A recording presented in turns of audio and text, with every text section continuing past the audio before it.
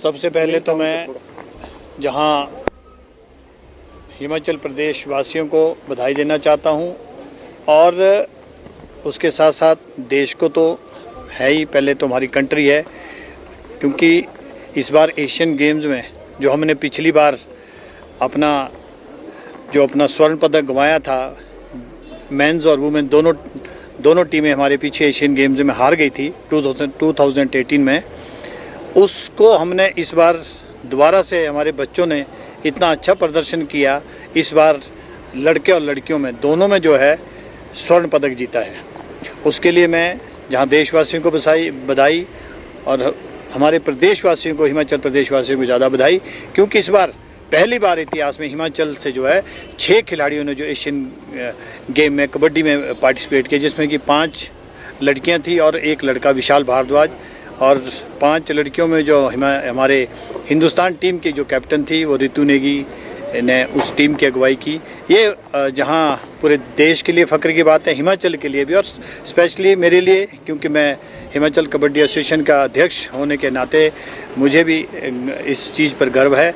और आप लोगों ने देखा कि वहाँ पर किस तरह का जो इवेंट हुआ, और एशियन गेम में इस बार हिंदुस्तान ने पहली बार 100 का आंकड़ा जो है पार किया, उसके लिए भी सभी देशवासियों को बहुत बहुत बधाई। राजकुमार जी, जो फाइनल हुआ कबड्डी का ईरान और इंडिया के बीच, वहाँ पर काफ़ी तीखी नोक-झोंक हुई, और दूसरा ये भी कि जब वहाँ पर वो इतना बड़ा इवेंट था, हिमाचल से आप पहले ऐसे व्यक्ति जो वहाँ पे गए थे, आपने पहाड़ी टोपी पहनी थी, वहाँ एक मैसेज दिया हिमाचली संस्कृति को, और आखिरी जो पल था जब मेंस कबड्डी का, उसके बारे में बताया कैसा वहाँ पर वो माहौल था? उस वक्त माहौल बड़ा टेंस हो गया था, क्योंकि टीमें प्रेशर में, दोनों टीमें प्रेशर में थी, क्योंकि पिछली बार हम लोगों ने सिल्वर मेडल पे हम लोगों को संतुष्ट करना पड़ा, और जो ईरान की टीम थी वो पिछली बार की गोल्ड मेडल विजेता थी, क्योंकि उनका बड़ा जो कॉन्फिडेंस था बड़ा हाई था, और मैच बड़ा क्लोज था। लास्ट मोमेंट पे जो है जब एम्पायर ने डिसीजन दिया तो वो इंडिया के अगेंस्ट पहले दिया, जो कि सरासर गलत था।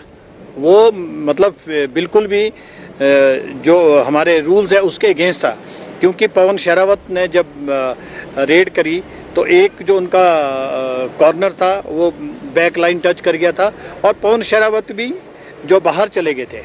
और उसके बाद हमने जब ये सारा एपिसोड हुआ, 2-3 बार रेफरी और एम्पायर ने जो डिसीज़न अपने चेंज करे, फिर उसके बाद फाइनली जो वहाँ पे जूरी बैठती है, जूरी ने ये फैसला दिया, उन्होंने प्रॉपर सारा कुछ देखकर उन्होंने फिर 3-1 का डिसीजन दिया, जहाँ से जो हम लोग की लीड आगे आ गई।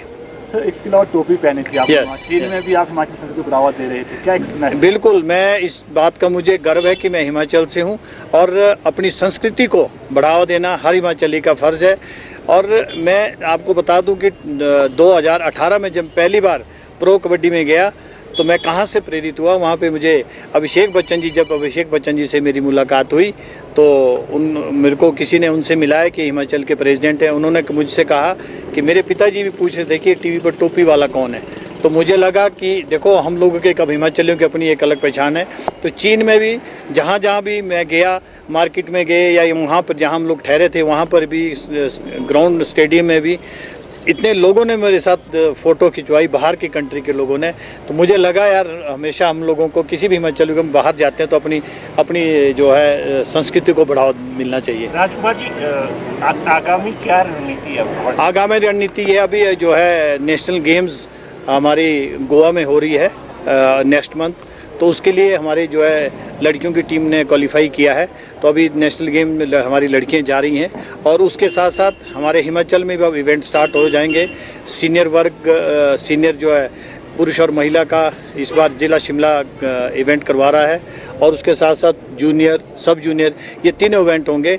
और इसके साथ साथ एक आपको मैं कह दूँ, एक बहुत बड़ा इवेंट जिसमें कि आप लोग ये टॉप के खिलाड़ी जो पवन शेरावत जो एशियन गेम में थे, ये ऐसे नवीन एक्सप्रेस, ये सब लोग जो है आपको शिमला में कुछ बहुत जल्दी दिखेंगे। एक फेडरेशन कप हम लोग करवा रहे हैं, क्योंकि फेडरेशन कप में जो सीनियर नेशनल होती है उसमें जो टॉप की 8 टीमें होती है, टॉप की 8 टीम उनको जो फेडरेशन कप में ले जाता है, 8 मेंस और 8 वुमेन।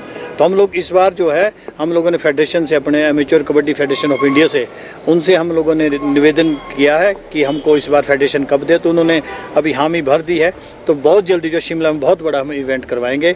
और ये जो आज कबड्डी का यहाँ पे आप जो स्तर देखेंगे, जो कबड्डी आज इस लेवल पे पहुँची है, इसके पीछे जो है आदरणीय हमारे पुराने जो जिनकी डेथ हो गई, स्वर्गीय श्री जनार्दन सिंह गहलोत जी, आज वो यहाँ पे नहीं है। वो हमारे ऑल इंडिया के भी प्रेसिडेंट रहे हैं, एशियन कबड्डी फेडरेशन के रहे और इंटरनेशनल कबड्डी फेडरेशन के प्रेसिडेंट रहे हैं। आज उनकी बदौलत जो है इस स्तर पर जो है कबड्डी पहुंची है। प्रो कबड्डी को लेकर भी है कोई आगामी ऑक्शन हुई है, वही पवन शेरावत जो इंडियन टीम के कैप्टन थे, वो 2.5 करोड़ रुपए में बिके। और हिमाचल से भी बच्चे इसमें गए हैं, क्योंकि इसमें हमारा ज़्यादा रोल रहता नहीं है, क्योंकि जो भी फ्रेंचाइजी जिनको मिली है वो लोग अपने आप प्लेयर परचेज़ करते हैं, क्योंकि सीनियर नेशनल में जो है वहीं से वो लोग खिलाड़ियों का चयन करते हैं। सर, जो आपने बात बोली है कप वाली, कब तक होना है, कौन से माह तक आप करवाने का सोच? ये बहुत जल्दी हम करवा रहे हैं। मेरे ख्याल मुझे लगता है ये अभी तो दिसंबर, इस विंटर में तो हो नहीं पाएगा, क्योंकि यहाँ सर्दियाँ ज़्यादा होती है। तो मार्च या अप्रैल में हमारी कोशिश है कि मार्च या अप्रैल में हम करवा दें। तो आपने कहा कि 6 खिलाड़ी खेले हैं इंडिया से। अब पीछे जो है वो कुछ बातें ऐसी भी आई थी देखने में कि सवाल उठे थे कि भाई जो चयन प्रक्रिया है उसमें उन खिलाड़ियों को मौका नहीं दिया जा रहा है जो सही में खेलते हैं। इस पर आप क्या कहेंगे? और दूसरा इसमें ये भी सवाल है क्योंकि अजय ठाकुर जो पहले भारतीय कैप्टन रहे, उन्होंने सवाल उठाए थे, पूरी धांधली ना हो, प्रॉपर हो, इसके लिए क्या करेंगे आगे? देखिए, उन्होंने ही हमसे पहले रिक्वेस्ट करी थी कि जो सिलेक्शन कमेटी है उसमें जो है NIS और इंटरनेशनल खिलाड़ी होने चाहिए।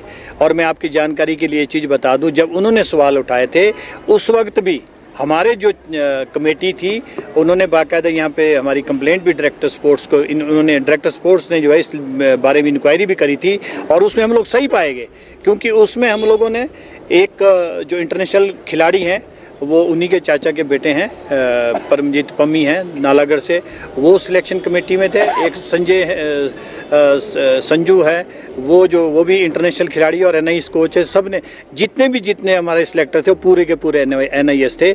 अगर हम लोग सिलेक्शन कमेटी में अच्छी पारदर्शिता नहीं करेंगे तो ये रिजल्ट थोड़ी आएंगे। मैं इस चीज़ का आपको बताना चाहता हूँ कि जब से मैं अध्यक्ष बना हूँ तब से लेकर कंटिन्यूस मेडल क्यों आ रहे हैं।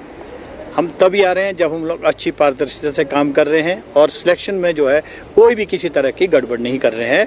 प्रॉपर तरीके से जो डिजर्व करता है वही आगे जा रहे हैं। आखिरी सवाल है, यहाँ पर उस प्रकार के स्टेडियम नहीं जिस प्रकार के होने चाहिए, ना डाइट मनी मिल पाती है खिलाड़ियों को, और उसके लिए क्या आवाज़ उठाएंगे आप? बिल्कुल, उसके लिए तो माननीय मुख्यमंत्री जी ने, जैसा मैं पिछले दिनों दिल्ली में इनसे मिला था, इन्होंने कहा था कि हिमाचल में आप कबड्डी का बड़ा इवेंट करवाइए।